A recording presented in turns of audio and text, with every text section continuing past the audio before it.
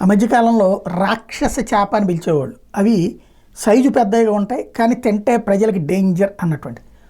అదే సందర్భంలో చేపలే తినేసేటటువంటి వాటిని పిశాచాలు అంటుంటారు, డెవిల్ ఫిష్ అంటుంటారు. ఈ డేంజర్ డెవిల్ ఫిష్లు ఇప్పుడు మొన్నటి వరదల కారణంగా మనకున్నటువంటి సాగునీటి ప్రాంతాల్లోకి వచ్చేసినయ్యా, చెరువుల్లోకి వచ్చేసినయ్యా, అవి తెలియక వాడుతున్నారా? ఇప్పుడు ఇది పెద్ద సంచలనమైంది. తెనాలి దగ్గర చోటు చేసుకున్న ఉదంతంతో తెనాలి దగ్గర ఉన్నది గుంటూరు జిల్లా కొల్లిపర మండలం దావులూరులో చేపల చెరువులో కనిపించినాయి.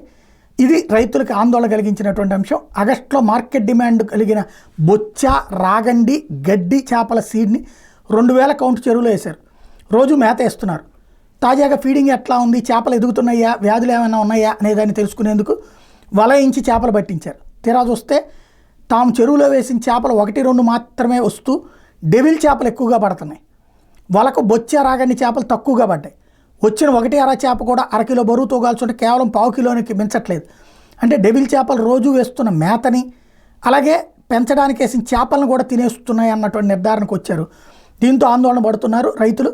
కృష్ణానదికి 3 నెలల క్రితం వచ్చినటువంటి భారీ వరదల కారణంగా డెవిల్ ఫిష్ ఇతర ప్రాంతాలకు విస్తరించిందని ఇప్పుడు అనుమానిస్తున్నారు. వాస్తవానికి డెవిల్ ఫిష్ 2016లో తొలిసారిగా కృష్ణానదిలో విజయవాడ దగ్గర కనిపించింది. భూమి మీద కూడా వెళ్ళే సామర్థ్యం ఉంది ఈ డెవిల్ ఫిష్కి. ఇప్పుడు ఉభయ తెలుగు రాష్ట్రాలను 65% నీటి వనరులకు విస్తరించిందని అంచనా వేస్తున్నారు. స్థానిక చేప జాతులను విపరీతంగా తినేస్తూ సున్నితమైన జల జీవావరణ వ్యవస్థను దెబ్బతీస్తుంది. విచ్ఛిన్నమైన ఆహారాలను తీసుకునే ఈ చేపలు, అంటే పాడైపోయినటువంటి కలుషితమైనవి, కుళ్ళిపోయినవి అన్నీ కూడా తీసుకుంటాయి.